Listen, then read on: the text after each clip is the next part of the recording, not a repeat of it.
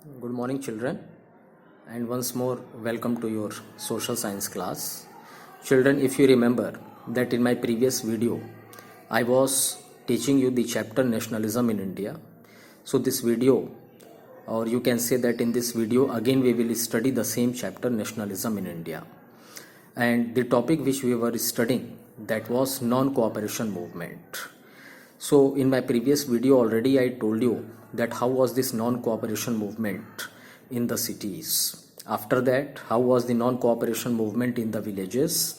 And now today we will see that what was the meaning of non-cooperation movement for the tribal people.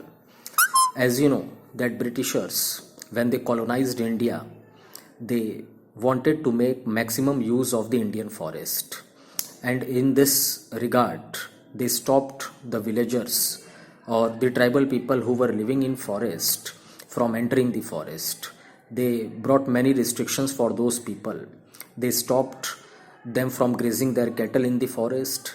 They stopped them from using the fuel wood and other important things from the forest. So the dwellers of the forest, especially the tribal people, they were very angry by the step taken by the Britishers. And one man whose name was Alluri Sitaram Raju, he became the leader of the tribal people.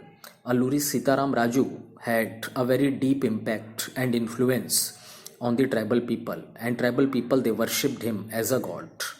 And Alluri Sitaram Raju himself was highly motivated by the idea of Mahatma Gandhi and his movement. He was a very big supporter of Mahatma Gandhi's ideas and views. So he became the leader of the tribal people, and the leadership was in his hand.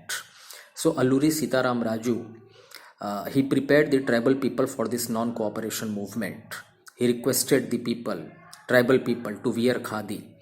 He requested the people to stop the use of liquor, and he brought many changes in the life of the tribal people, especially of the Gudem Hills, which is located in Andhra Pradesh.